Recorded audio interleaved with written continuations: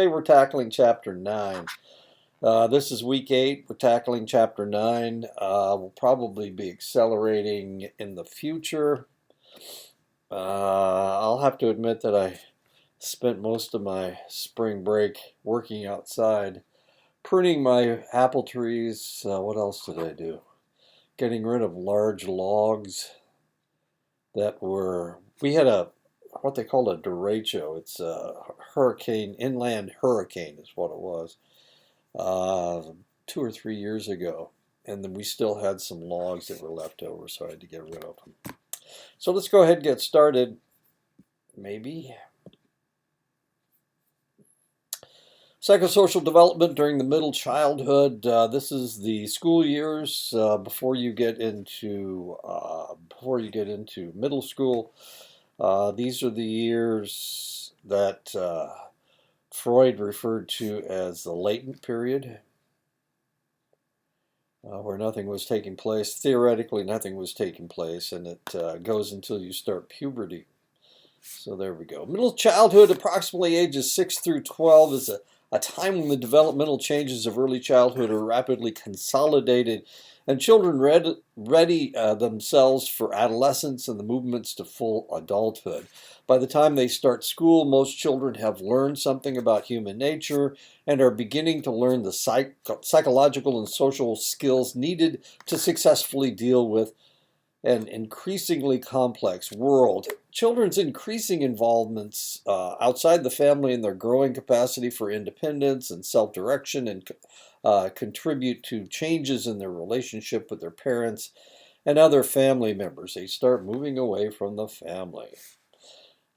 Middle childhood brings about an increased focus on peer relationships, and school offers the primary arena for contacts with peers, children of about the same age and development levels who share common attitudes and interests. This is assuming that they are going to school. We have a lot of individuals who are homeschooled now, and the only contact they get with their peers is in their social events, such as going to church.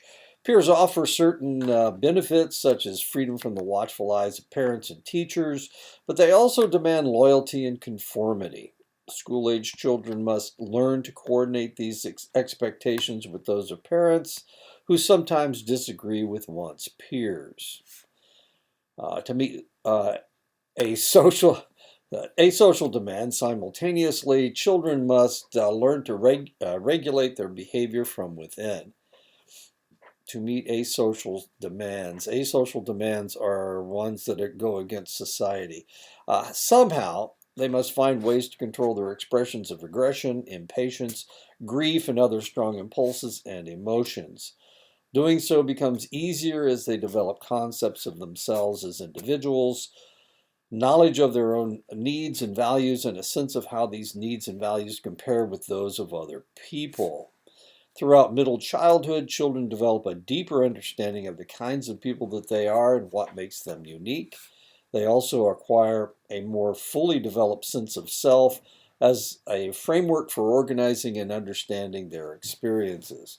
These notions do not yet constitute a more finalized, stable identity, such as that develops during adolescence and adulthood and continues to form throughout their life.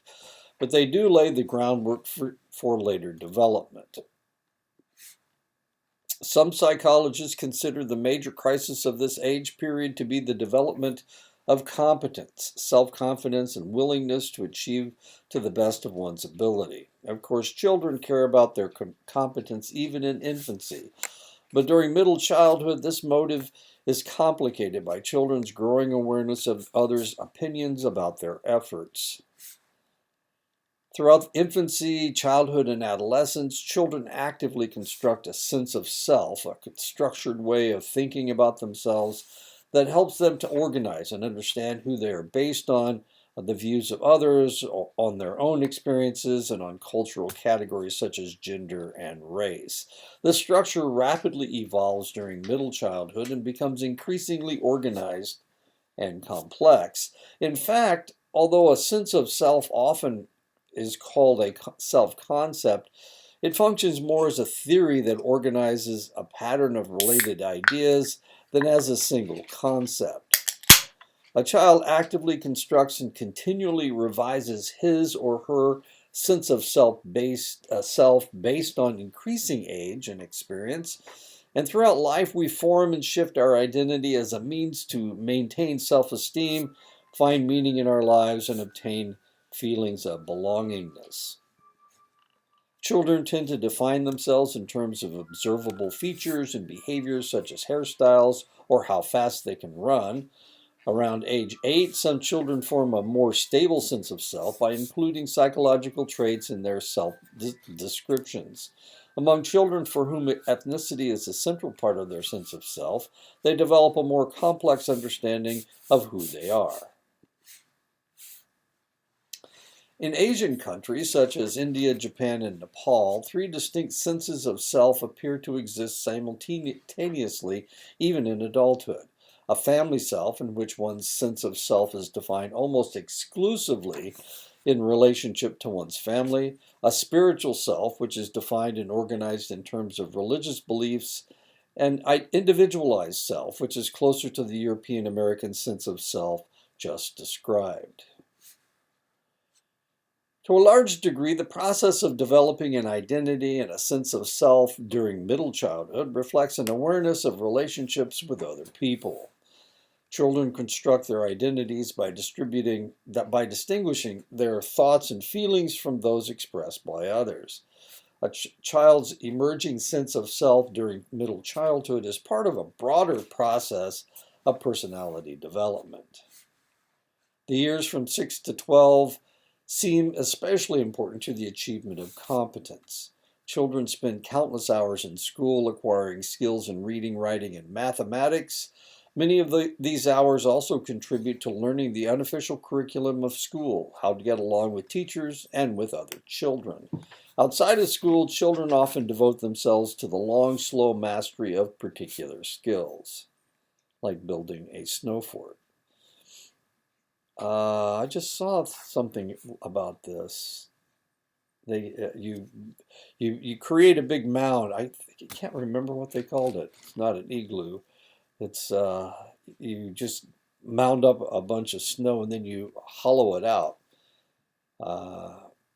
You have to let it sit and what they call cure, and then it will solidify. And then you go in and you empty it out or dig it out, and you can stay alive that way in the cold. According to Erickson, during middle childhood, children tried consciously to become more like their parents and more like adults in general. Becoming competent helps children first. It helps them through identification as a process by which they experience themselves as being like their parents and thus capable of becoming genuine adults.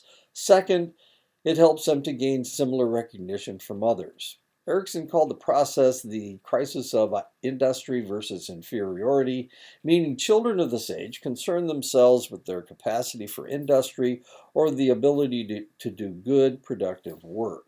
Children who convince themselves and others of this capacity develop relatively confident, positive concepts of themselves. Those who do not tend to suffer from feelings of poor self-esteem and inferiority, a sense of inadequacy, or general lack of competence.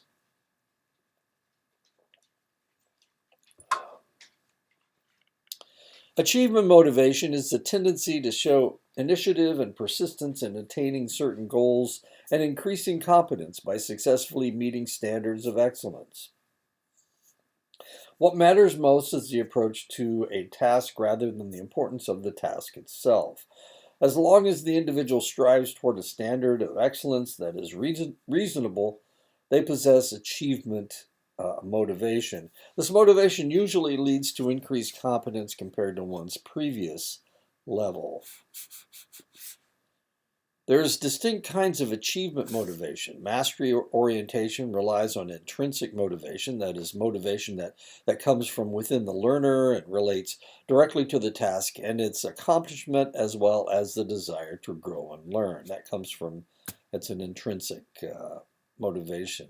A mastery orientation leads children to concentrate on learning as an end to it in itself. They will practice jumping rope just to see whether they can do it, and if they fail, they will try a different strategy. Performance orientation, on the other hand, involves extrinsic motivation, meaning motivation comes not from the learner but from other individuals who see and evaluate them. In this instance, the person the child is trying to please or satisfy is not oneself but others. And so their motivation comes from outside. During middle childhood, children become more performance oriented than they were at earlier ages. At the beginning of this period, children express considerable optimism about their abilities. Kindergartners tend to rank themselves at the top of their class in scholastic ability, even though they rank other children relatively accurately. This implies a learning orientation. For young children, achievement is something they do without either the involvement or the evaluations of others. During the school years, children begin to believe that having an ability depends partly on whether other people give them credit for having it, and they work to demonstrate that they can perform well on tasks. Now, being smart means partly that a child's teachers, parents, and friends say that they are smart, and partly that they possess certain skills in reading, mathematics, and the like, regardless of what others say. One result of having a high focus on performance achievement is that children may perceive difficulty and effort while doing a task as a failure, which may cause them to reduce their own effort on tasks they find difficult rather than trying new strategies and learning. Environmental factors can influence motivational orientation. Environments that provide optimal challenge, offer feedback that promotes competence, and support children's autonomous and independent behaviors are likely to facilitate the development of intrinsic motivation. Environments that strongly emphasize extrinsic rewards, deadlines, and adult control tend to undermine intrinsic motivation and foster an extrinsic motivational orientation.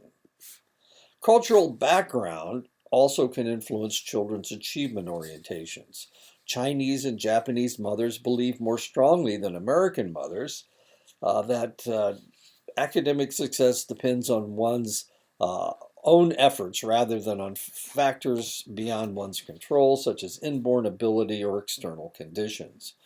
This intrinsically motivated, achievement-oriented view is likely shared by their children and may help account for higher academic achievement of Asian students over American students.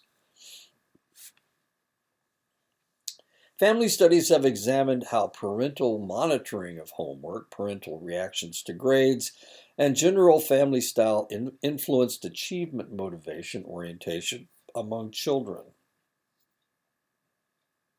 When parents heavily supervised homework by helping, checking, reminding, or insisting, reacted to grades with punishment, criticism, uninvolvement, or extrinsic rewards, and displayed over-controlling, authoritarian, or under-controlling, permissive styles of parenting, children were more likely to have extrinsic performance motivational orientations and lower academic performance. Children whose parents responded to grades with encouragement and were supportive of their children's autonomy, that's authoritative parenting style, were more likely to have intrinsic motivational orientation and higher academic performance. Families influence children's development strongly during middle childhood. The influence of peers grows dramatically in this period as well. Parental influence differs from that of peers, due both to parents' greater experience and psychological maturity and to the greater material resources and power they possess. 80% of married women and 91% of single women with children under 18 are employed. This is more than double the rates in 1960 and a trend that is expected to remain relatively stable, with most fluctuations being due to economic changes over time. Divorce has become much more common. Between 1950 and 2015, the U.S. divorce rate quadrupled, with about 10% of those age 15 and up reporting that they are currently divorced. And one of the reasons why it has quadrupled we can't just talk about, oh my God, my goodness, divorce. What happened is it was legalized all over the United States. In 19 in 1949, there was Nevada was the only state that had legalized divorce. In other states, the only way you could divorce somebody was if somebody did something and you could prove it in court. There was no divorce where both parties just agreed, I don't want to be married anymore. That didn't exist. And then in the 1960s, all of that changed. In the 1960s, divorce became far more common, and it also became far more legal in the United States. And of course, it's quadrupled in 65 years. Approximately 70% of first marriages will last at least 10 years, with that number dropping to about 55% after 20 years. Approximately 27% of children younger than 18 live in a single parent household, 86% with their mothers and 14% with their fathers. Because approximately two-thirds of divorced parents remarry, most children of divorce will live in a reconstituted family consisting of parent, step-parent, siblings, and step-siblings. And of course, I've been divorced twice. The first time in 73, I think, and then the second time in 75. And I got the children, so that I'm one of these 14% with who got their children, were able to get their children. Most parents who divorce must make major adjustments in their lives, and these adjustments often affect their children deeply. Many divorcing parents face sudden economic pressures. Many divorced mothers must take on new or additional employment to meet their household responsibilities, and even so, their standard of living frequently declines.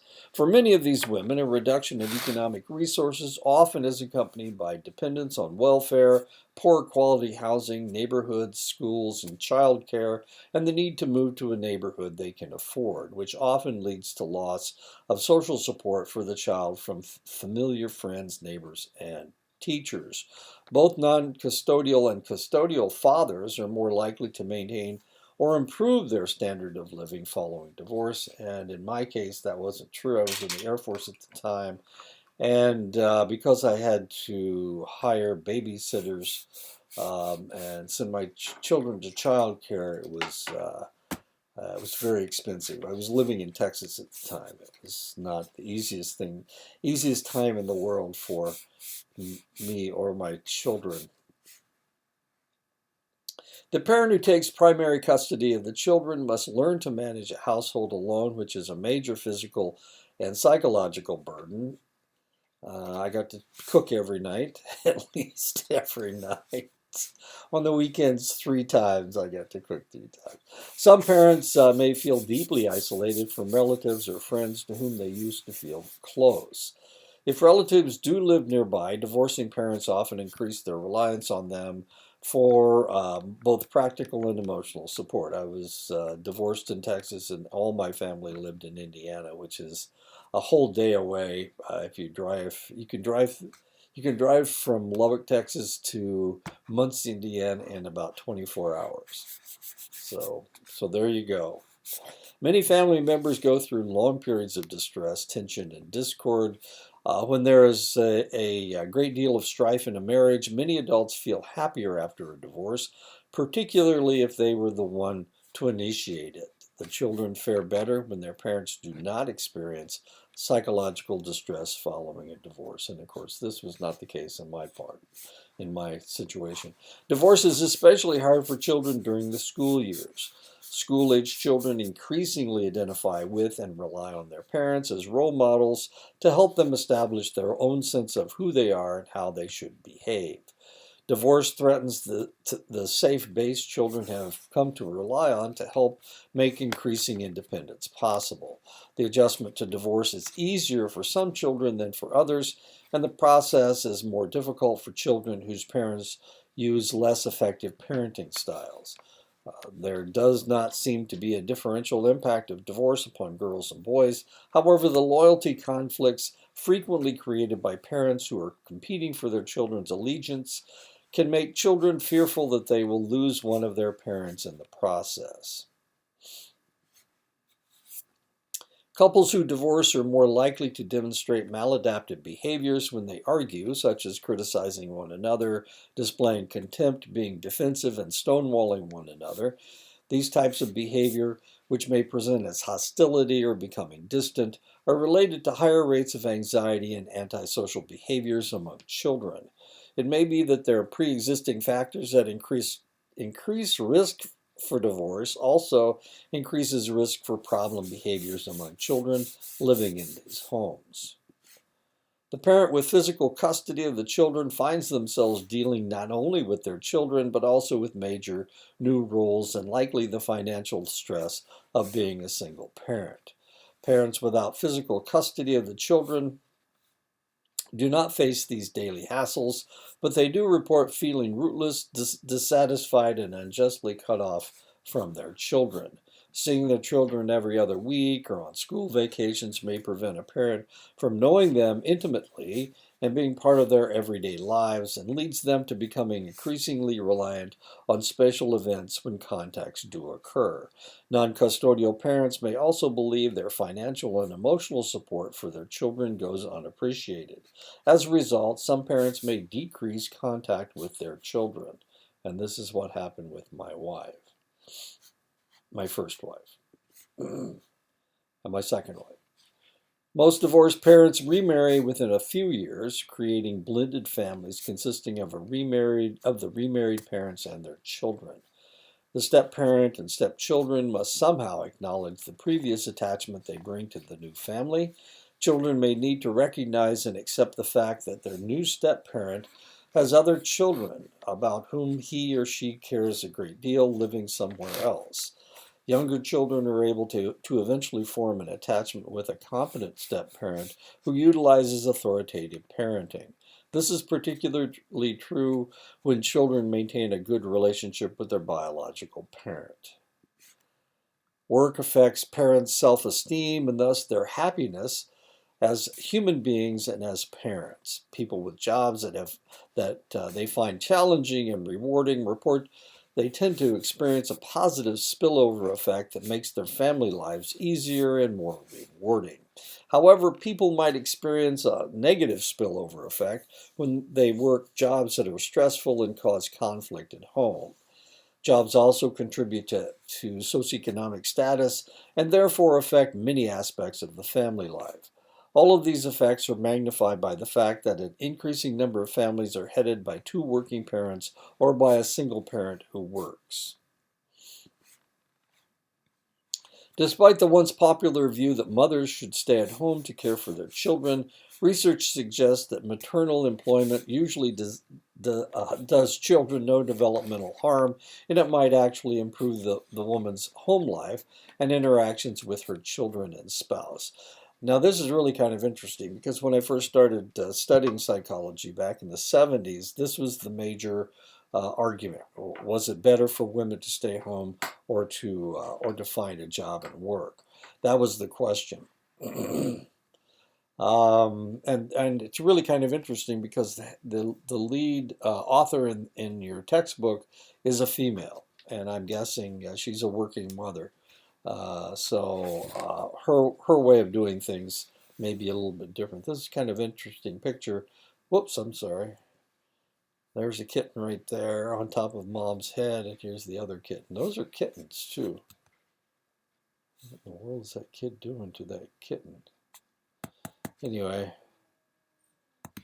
what does matter is whether a woman chooses to work or not to work, and the family and systems-based support that is given or not to families. Mothers who can make this choice and who live in relatively supportive families apparently suffer no setbacks in their relations with their children. Mothers who feel forced either to work or not to work are less fortunate. They report more stressful relations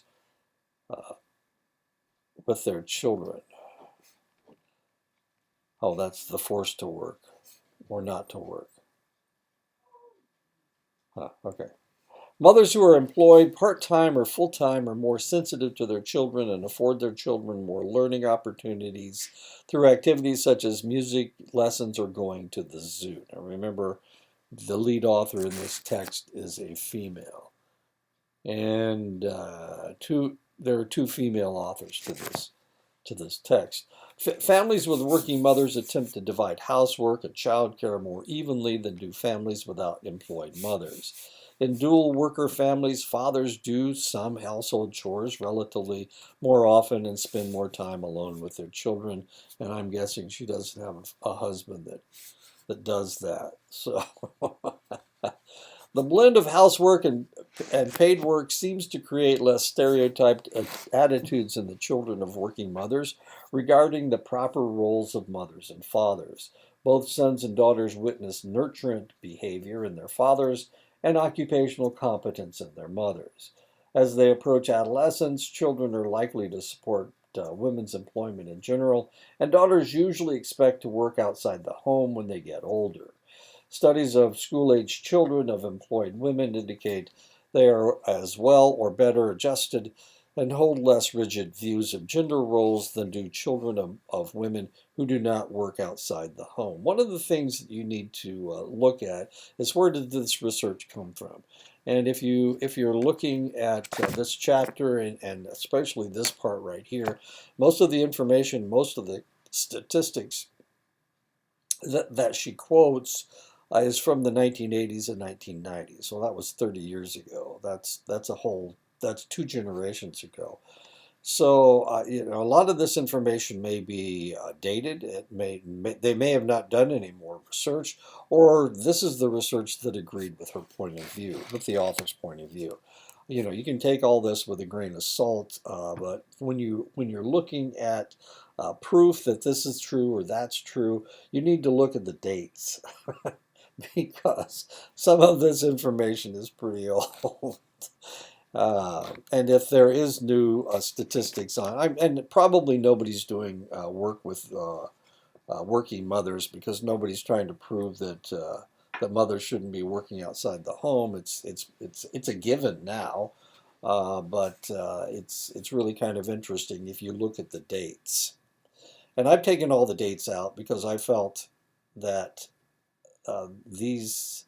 Well, I didn't want you guys to be prejudiced by the numbers.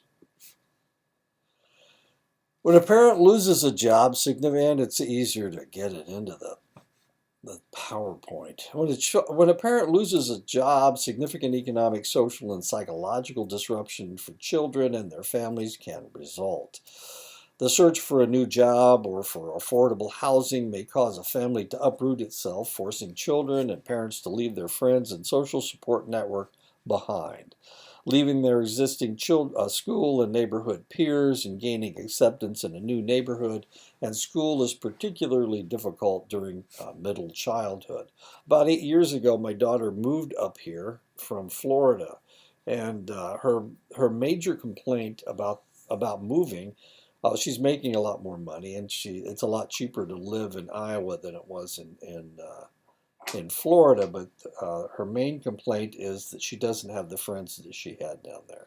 She had a lot of social support that she isn't getting up here from people not her family.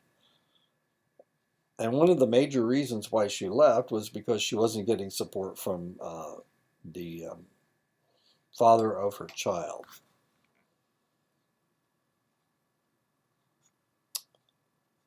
Parental job loss also has a negative impact on child academics, specifically when a father becomes unemployed. One common challenge working parents face is finding after-school supervision for their children. In cases where after-school programs do not exist and siblings, friends, and other relatives are not available, older and sometimes younger elementary school-age children are left at home by themselves. Many parents in this situation carefully work out after-school procedures, including strict limits on what a self-care child may do, and a checkup phone call or texting from work to ensure that everything is okay. Others leave their children to their own resources. And this happened to my brother. He My, my niece had a set of triplets, and he would go pick them up from school every day and keep them until she got out of work. And it was sometimes an hour, sometimes 2 hours or 3 hours. And they would sit there and do their homework.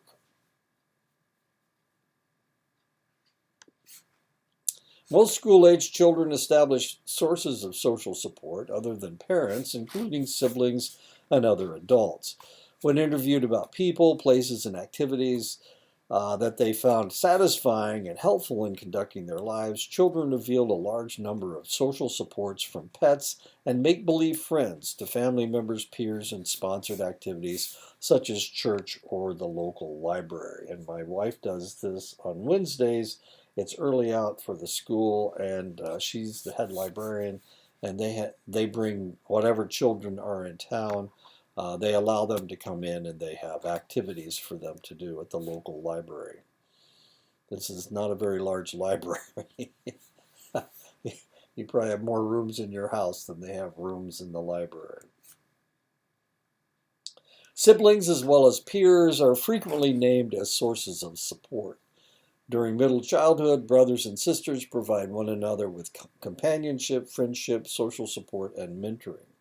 Because of their greater maturity, older children frequently serve as role models and mentors to younger siblings, helping to transmit customs and family expectations, and providing challenges that hopefully lead to the younger children to new learning. When siblings have caring, trusting relationships with one another, they have better relationships with their peers, and among girls, there are fewer symptoms of depression. Siblings transmit knowledge by teaching one sibling a new task and then having the child teach their siblings. When older siblings are put into the teacher role, they tend to use scaffolding, especially when their sibling is significantly younger. Other siblings provide more explanations and positive feedback and gave learners more control over the task than did older peers. Young children more often prompt their older siblings' explanations, pressured them into giving them more control over tasks, and perform at higher levels than when taught by their peers. During unstructured learning tasks, younger siblings tend to observe, imitate, and consult with their older siblings, who in turn are more likely to spontaneously provide them with guidance than our older peers. Older sisters, brothers, and sisters tend to develop relationships with younger siblings that combine dominance and nurturance, the two major elements of mentor relationships. As children moved toward the end of middle childhood, relationships between siblings became less domineering and more egalitarian.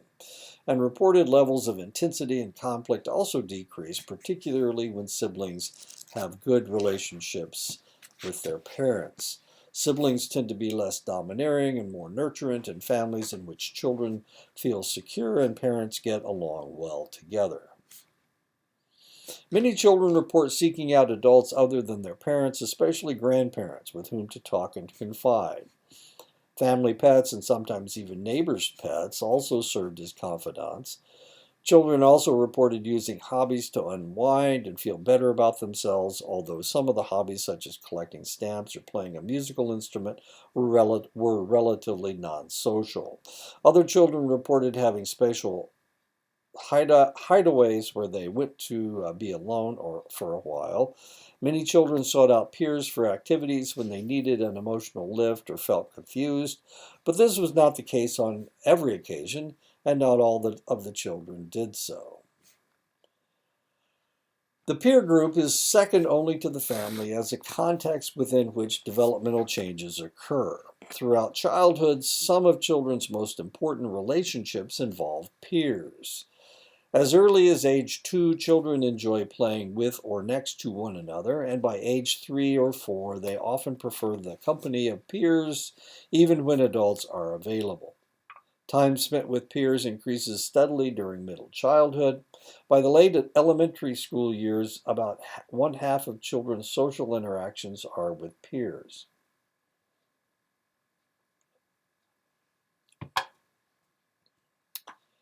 Peer relationships acquire a special intensity during late childhood and the transition to adolescence that typically occurs between 5th and 7th grade.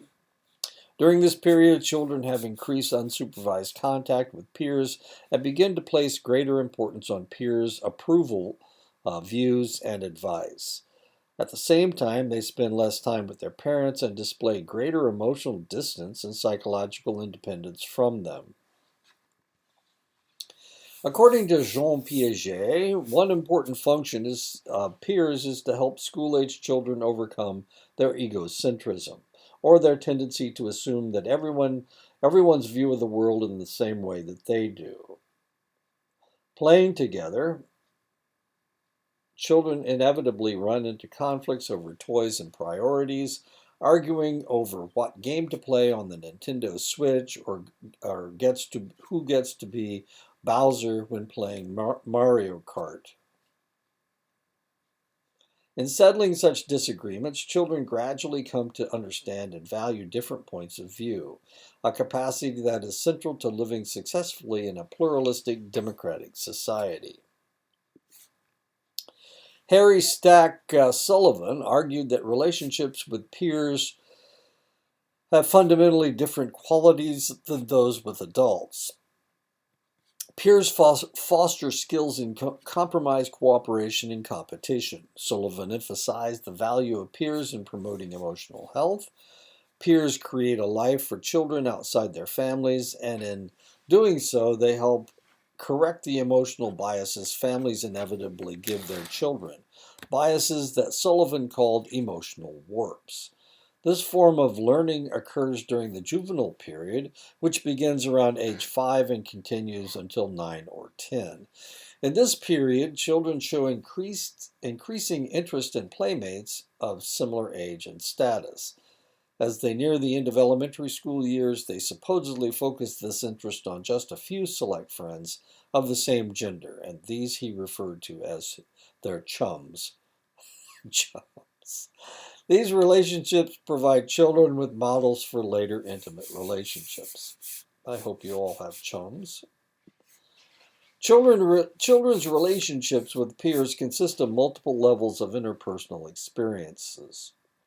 At one level, a child interacts with a group of peers in the classroom or neighborhood and occupies a social position among those peers.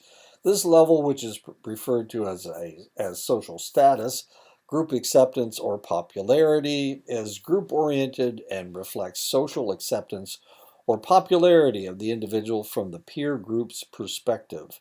Another level of peer relationship involves friendship, a subjectively defined, voluntary, and reciprocal relationship between two individuals. Peer popularity and friendship are distinct but interrelated, and success or failure in one does not necessarily dictate success or failure in the other. During the early school years, friendships provide an arena for activity and opportunity. Children base friendships on shared interests and activities, exchanges of possessions, and concrete supportive behaviors. By second or third grade, children become better able to live with differing perspectives within their friendships and feel less pressure to choose between one or the other, which in part contributes to more stable friendships as children move toward adolescence. As children move as children move into later childhood and pre-adolescence, equality and reciprocity become key elements of friendship interactions. Exchanging favors and sharing activities continue to matter as children get older, but by the time they enter the 5th and 6th grades, they place greater emphasis on psychological qualities such as intimacy, trust, mutual support, and loyalty. This is particularly true for girls. Friendship begins to involve a concept of relationship based on a reciprocity between equals, each with distinct but compatible personalities. Sharing between friends shifts from an unreflective, symmetrical reciprocity based on tit for tat to a cooperative reciprocity based on mutual and deliberate sharing of assistance and resources that are intended to serve as tokens of friendship. Friends provide one another with cognitive, emotional, and social scaffolding that differs from what non-friends provide.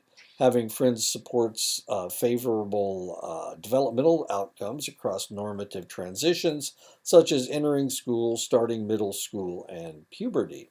Predicting developmental outcomes requires knowledge of the attitudes and behavioral characteristics of children's friends, as well as the qualitative features of those relationships. Like friendships, peer activities appear to serve several important functions. They provide a context for sociability, enhancement of relationships, social status, and a sense of belonging. They promote concern for achievements and a reliable integrated sense of who one is. They provide opportunities for instruction and learning. Children's reliance on peers versus parents for help appears to increase with age. According to fourth graders, friends provide support less frequently than do mothers and fathers, the most frequent providers.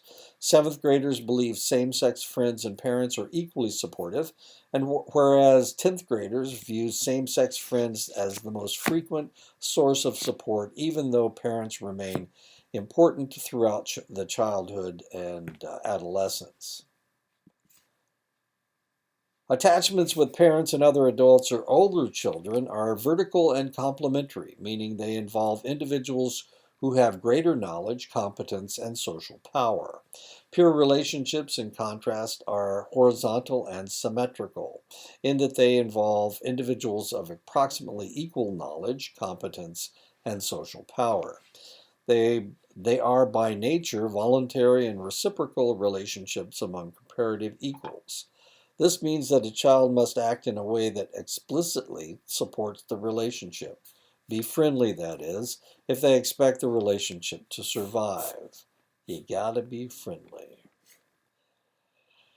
Most of children's peer interactions occur in groups. In defining a peer group, elementary school children emphasize the importance of shared activities such as walking to school, talking on the telephone, listening to music, playing games, and just hanging out. However, sharing attitudes becomes most important as children approach adolescence.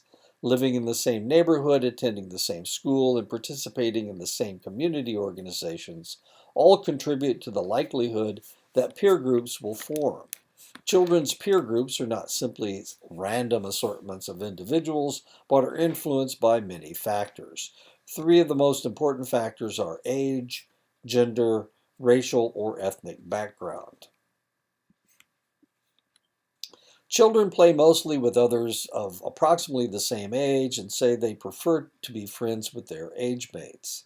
But contrary to a common impression, school age children may spend anywhere from one quarter to one half of their time with companions who are more than 2 years older or younger and say they prefer to seek help and comfort from older children. School imposes an upper limit on these cross-age contacts because classrooms usually group children according to age, and there is relatively little research examining benefits and drawbacks to mixed-age peer groups. Groups with mixed ages have certain special qualities. Older children show more nurturant behavior, such as tying the shoelaces of a younger child or buttoning the child's sweater. Younger children show greater dependence by asking for help with schoolwork or agreeing to older peers' preferences for play activities, and it is likely that older children help scaffold skills for the younger children. Mixed age groups also tend to be less sociable than same age groups. Same age groups encourage the opposites of of these qualities. Children give and receive less practical help, show more friendliness to one another, and get into conflicts more often.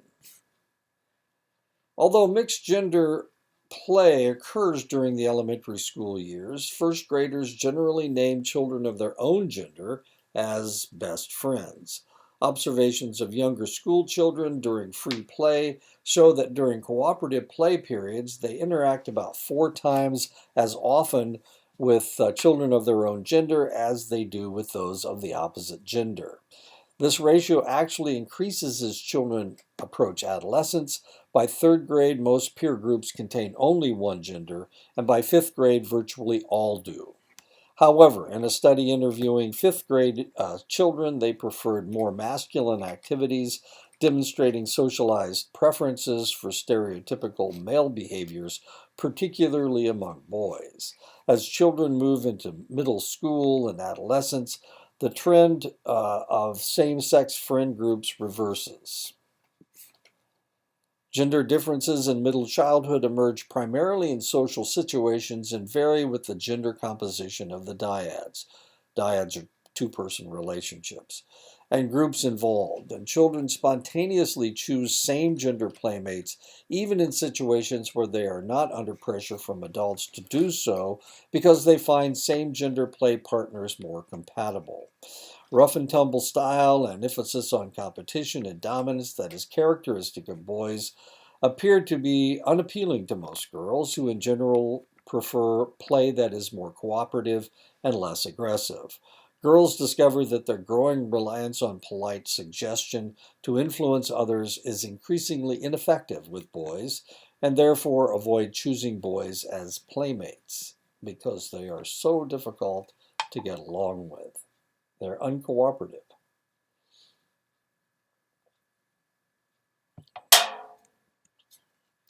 Children find same sex play partners more compatible and segregate themselves into same gender groups. As children enter adolescence, childhood patterns carry into cross gender interactions in which girls' styles may put them at a disadvantage. Though patterns of mutual influence may be more symmetrical in intimate young adult male female couples, these gender related differences in style are still present and subsequently manifest themselves in the roles and relationships of parenthood. Because girls tend to have smaller friend groups with higher levels of disclosure and intimacy, boys might be at a disadvantage when they begin having other sex friendships or romantic partnerships that they lack these skills. Despite the pervasiveness of gender segregation in peer relationships, a small but stable subgroup of children maintain cross gender relations beyond the age when such relationships are the norm. Children with primarily other sex friendships tend to have poorer social skills than other children with friends, but hold fewer stereotypes about gender roles than other children and were better adjusted than children with no friends. Children involved in other sex friendships that were secondary to their same sex friendships were were as well adjusted as children with only same sex friendships. Adult norms and expectations regarding gender stereotyping can have an impact on a child's behavior. Children growing up in families that downplay gender typing in their child rearing values and practices are less stereotyped in their activities, interests, and gender typed beliefs. However, gender flexibility in children's play, behavior, or friendship preferences is more likely to be evident in situations where it is supported or at least not actively discouraged by parents, teachers, and other adults. Patterns of segregation and preferences based on racial and ethnic differences are a fact of life in much of our society. Racial and ethnic awareness are especially important during middle childhood because children of this age are in the process of committing themselves to society and to the values and standards of the majority culture. They are also developing their own self-concepts. Racial segregation and preference often reflect certain types of prejudice. Prejudice is a positive or negative attitude toward an individual based solely on the person's membership in a particular group. Prejudices are frequently based on stereotypes, patterns of rigid, overly simplified, and generally inaccurate ideas about the characteristics of another group of people. Stereotypes often involve negative ideas associated with race, ethnic or cultural background, religion, socioeconomic status, age, gender, and sexual orientation. Although prejudices based on stereotypes do not always determine a person's overt behavior, they often do intentionally or unintentionally. Frequently, prejudice is associated with discrimination, actions toward members of the targeted group, such as exclusion or mistreatment, that reflect prejudicial attitudes toward that group. Studies that ask children to name their friends have found that children are more likely to name peers of their own race, particularly if that race is the majority one. This trend begins in the preschool years and increases throughout middle childhood until children reach high school. The degree to which family, neighborhood, and school settings are supportive or unsupportive of cross-race friendships is also likely to influence child's peer preferences. Among children and adolescents, social contact both inside and outside of school may influence intergroup attitudes. Middle to late childhood seems to be an age period in which people display high levels of prejudice and are more susceptible to programs designed to reduce prejudice. Elementary school programs that overtly discuss biases and teach anti-racism and that emphasize multicultural competence and awareness by integrating multicultural activities in both academic and extracurricular activities and actively involve children's families and other community members in school activities can successfully foster friendship and peer acceptance among students from different racial, ethnic, and cultural backgrounds. When peers are asked to evaluate one another's popularity or likability by nominating whom they like most or would choose to play with, children generally are classified as popular or as occupying one of three unpopular statuses: rejected, controversial, or neglected. Popular children receive many positive and very few negative votes from their peers. Rejected children receive many negative and few positive peer nominations. Controversial children receive many positive and negative peer nominations.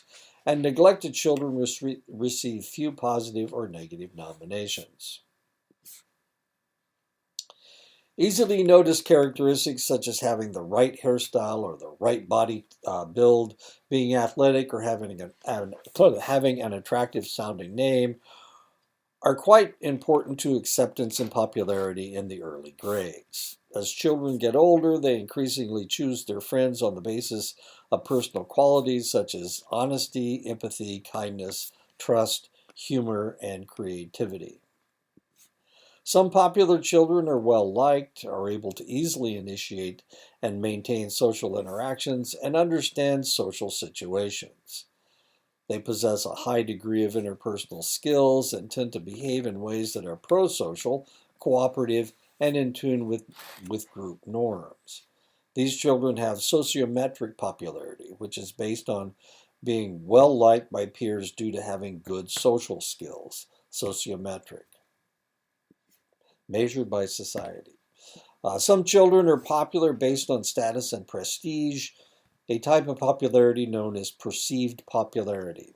They excel in athletics, they wear stylish clothing, and special material possessions such as an expensive pair of athletic shoes and influence status with peers. These children may or may not actually be well liked among their peers, but still maintain social status. In fact, children who try to build their social status might actually be aggressive and still see increases in their perceived popularity. Peers describe unpopular children, particularly those classified as rejected, as unpleasant, disruptive, selfish, and having few positive characteristics. Such children are likely to exhibit socially inappropriate aggression, overactivity, inattention, or immaturity, and not surprisingly, behavioral and academic problems in school. Because they lack the social skills needed to successfully join and participate in peer groups, they are blamed by peers for their own deviance and are often actively disliked and excluded from activities. Some children are considered unpopular because they are shy, which is often due to social anxiety or being overly self-conscious. Very withdrawn children carry many of the burdens of lacking a friendship network, such as rejection and being victimized, as well as increased symptoms of anxiety and depression and academic problems. In a 12-year longitudinal study that followed fifth graders to young adulthood, Bagwell, Newcomb, and Bukowski in 1998 found that peer-rejected children were at risk for later difficulties. Children who were rejected by their peers and had no good friend at age 10 had lower levels of aspiration, participated in fewer organizations and activities, had a less active social life, and experienced more psychological problems, including depression and anxiety in adolescence and early adulthood, compared to children who were not rejected and who had a friend. In fact, children with poor quality relationships with their best friend seem to be buffered against feelings of worthlessness if they have some less important reciprocal friendships. Among both boys and girls, the highest levels of aggression are displayed by children who are classified as unpopular or rejected. However, girls and boys appear to differ in the form their aggressive behavior most typically takes. Boys are more likely to attack peers through overt aggression, such as hitting, pushing, or verbally threatening to hurt others, whereas girls are more likely to display relational aggression involving harming others through purposeful manipulation and damage of their peer relationships. Family culture and neighborhood context also are important when understanding aggressive behavior. In families where parents are hostile, coercive, disrespectful, or engage in corporal punishment, children are much more likely to be more aggressive and less socially competent with their peers. Living in middle socioeconomic status neighborhoods has a strong protective effect on aggressive behavior and peer rejection, particularly among African American children from low socioeconomic status, single-parent families who live in such neighborhoods. Lober and Southammer Lober in 1998, and that's a picture of them right there, proposed three developmental types of violent individuals: a life course type, a limited duration type, and a late onset type. Individuals with a life course type of aggression display aggressiveness in childhood and become increasingly aggressive as they move through adolescence and into adulthood. This group accounts for the largest proportion of violent adults. Individuals who display a limited duration pattern of aggression outgrow aggression either during the preschool elementary school period or in late adolescence, early adulthood. A small minority of individuals display a late onset pattern of aggression, showing no signs of aggression earlier in their lives and first displaying violent behavior during adulthood. Gender differences in aggression are not found in infancy, but do emerge in the preschool period, when boys are more likely than girls to display both overt physical aggression and relational emotional aggression. During the school years, girls display significantly more relational aggression, whereas boys exhibit substantially more overt aggression, including group and gang fighting, aggravated assault, sexual violence, and homicide. This shift toward more relational aggression among girls may be due to socialization or in the ways that parental control impacts girls' perceptions of relational aggression as a normative behavior.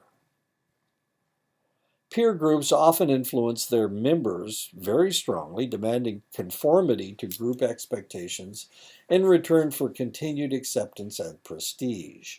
Pressures to conform sometimes lead children to violate personal values or needs or those of parents and other adult authorities.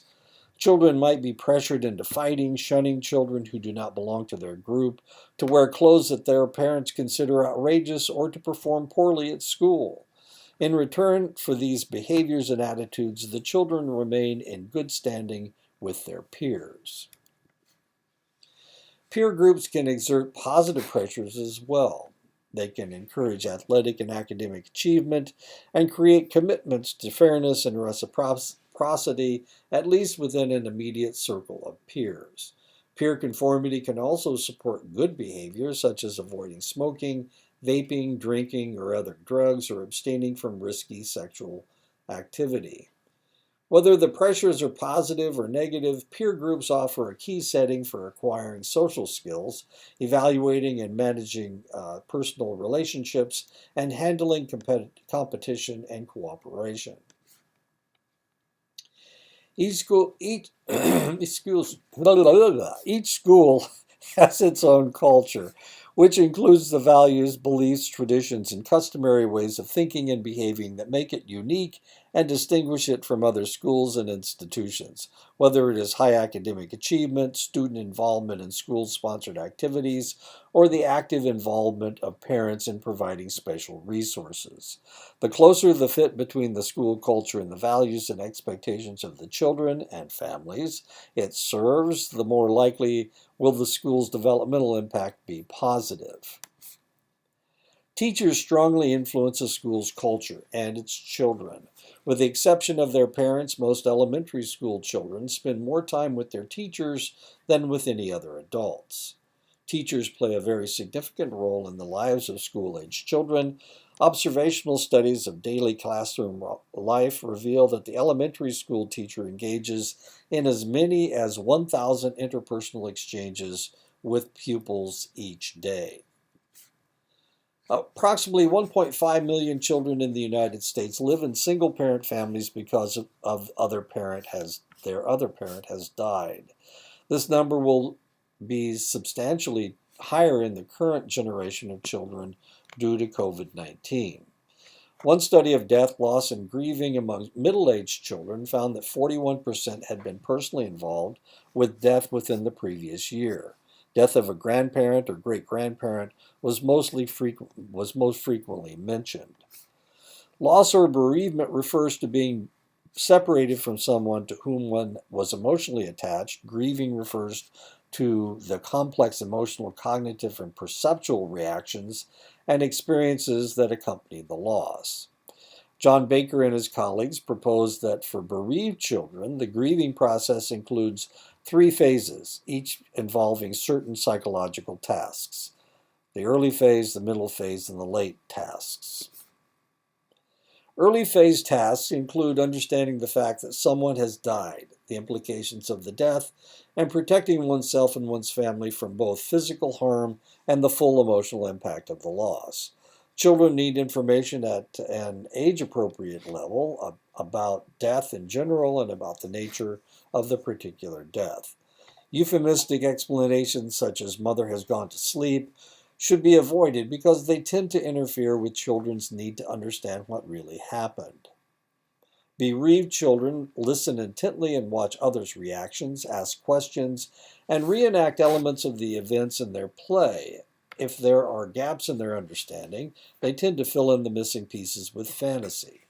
Children also need to feel that they are safe and in a secure environment. Because of fears that they too will die or that their families will disintegrate, children and their families may engage in a variety of self-protective mechanisms such as denial, distortion, emotional numbing, and even physical isolation from people. Middle phase tasks of grieving include accepting and emotionally acknowledging the reality of the loss, exploring and reevaluating one's relationship to the other person who died, and bearing the intense psychological pain involved. Late phase tasks require that the child consolidate a new sense of personal identity that includes both the experience of the loss and identifications with the deceased person. Safely develop new emotional relationships without excessive fear of loss or guilt, construct his or her own inner representation of the deceased based on past and current experiences, thoughts, and feelings that enable the child to maintain an ongoing emotional connection, attachment with the deceased, wholeheartedly resume the age-appropriate developmental tasks and activities that were interrupted by the loss, and successfully cope with the painful memories associated with the loss that are likely to resurface at points of developmental transition or on specific anniversaries, such as the date of the person's death. Just as the adopted child faces the question, how could they give me up? And the child of divorce, the question, why did my father or mother leave me? The child who has lost a parent to death must deal with how and why the parent died and what the parent's presence may have been like had it continued over time. Children's efforts to remain connected to the deceased parent include locating the deceased, for example, in heaven, experiencing the deceased, such as believing the parent is watching them, reaching out to the deceased, visiting the cemetery and speaking to the person, having waking memories of the deceased, and cherishing physical objects linked to the deceased.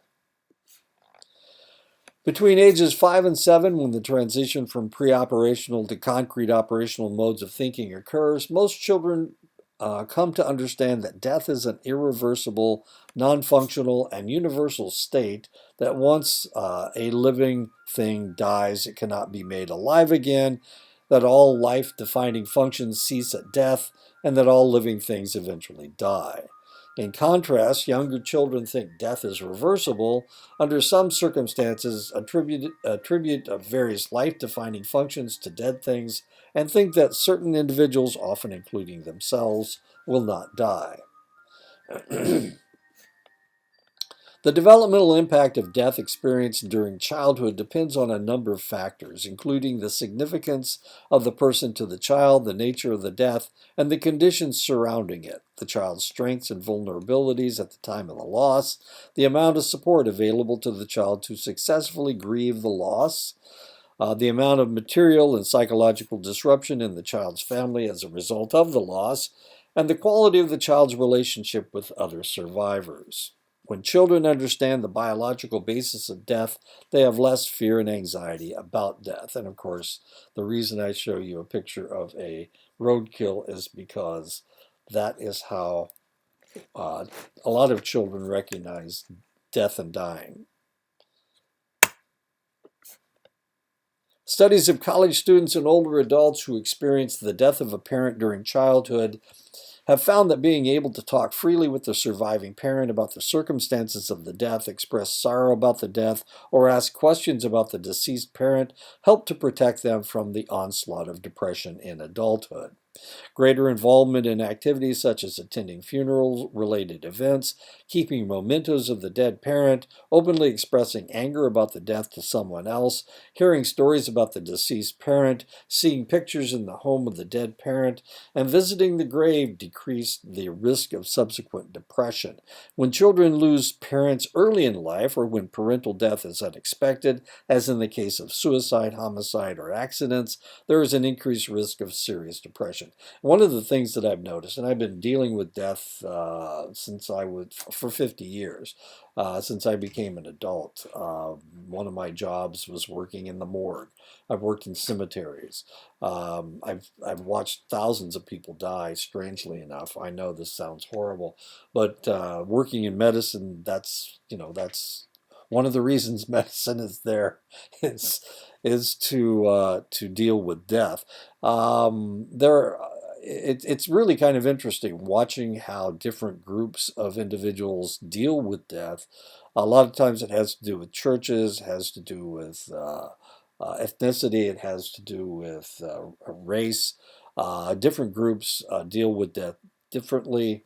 In the old days, in the Greek days, if you talk about Greece and Rome, they would have people that would cry through the streets. The Jewish population tear their clothes when they hear that somebody has died. Some people shave their heads. Some people grow their beards. I mean, it's really interesting watching people deal with death. And some denominations, religious denominations, deal with death very well, and some of them not so much, not so well. So, you can look at it a lot of different ways. Some people can handle it, and some people don't do as well. My family sees death as a celebration of life. In other words, rather than getting depressed and unhappy about somebody dying, usually we think about uh, how lucky we were that they were alive. So it's and it really all depends on on your culture and how you see things. My mother was a nurse, and of course, she worked in the emergency room, and so she saw death on a daily basis. And that's how she decided that people should deal with death. And that is it. We are done. So I will talk to you again next week.